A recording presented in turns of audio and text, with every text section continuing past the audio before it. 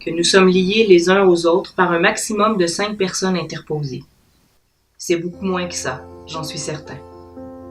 Nous sommes liés les uns aux autres sans que rien nous sépare.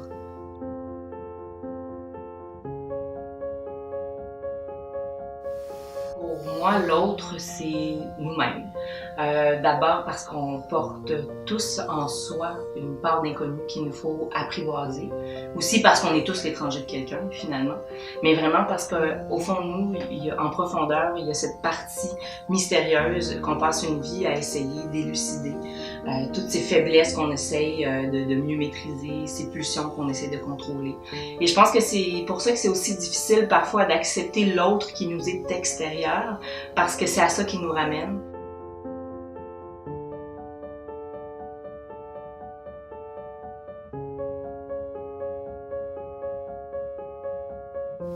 Je pense que ça prend une grande force mentale et surtout une grande humilité pour être capable de considérer l'expérience de l'autre comme une possibilité de retour à soi.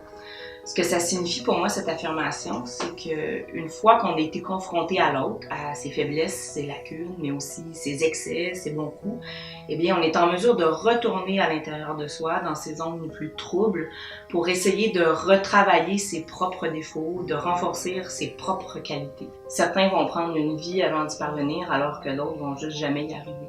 Ils vont toujours considérer l'autre comme un ennemi, quelqu'un qui est différent d'eux, qu'il faut au mieux assimiler ou au pire éliminer.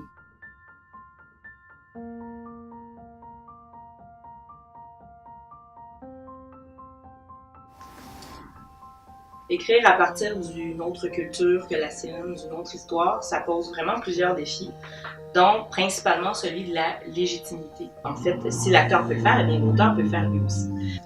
Quand j'écrivais L'angoisse du poisson rouge, de la même manière que lorsque j'ai écrit Les voies de la disparition, je me suis beaucoup posé de questions et j'ai eu plusieurs craintes, dont la peur de me faire dire « Coudon, elle se prend pour qui celle-là, écrire sur la Deuxième Guerre mondiale, sur le terrorisme, sur les difficultés de procréation, alors qu'elle n'a jamais rien vécu de tout ça. » En fait, l'écrivain avait tout à fait le droit d'écrire sur n'importe quel sujet, y compris ses histoires, ses cultures qui ne sont pas les siennes.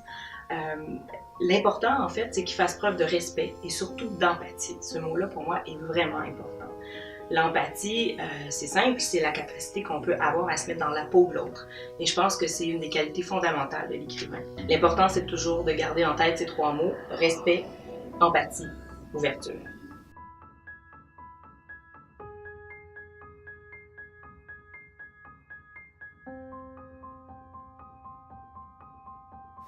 L'immigration, comme thème, permet de toucher à l'universel, simplement parce qu'à mes yeux, c'est une métaphore de ce qu'est la vie.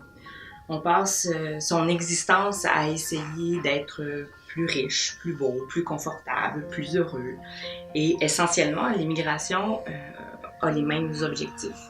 Je pense que si l'immigrant quitte tout, laisse tout derrière lui, abandonne ses proches, se coupe des personnes qu'il aime, repart complètement à zéro, parfois même à moins que zéro, c'est parce qu'au fond de lui-même, dans une partie profonde de son être, il est convaincu qu'une vie meilleure l'attend.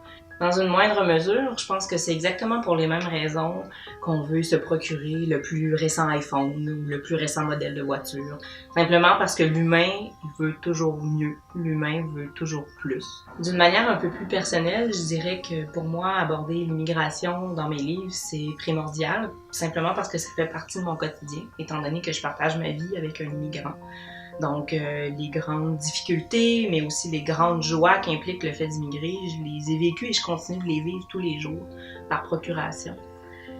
De cette façon-là, pour moi, je peux effectivement m'approcher de l'universel, l'effleurer, parce que l'universel se trouve précisément là, c'est-à-dire dans le détail le plus particulier, dans ce qu'il y a de plus intime.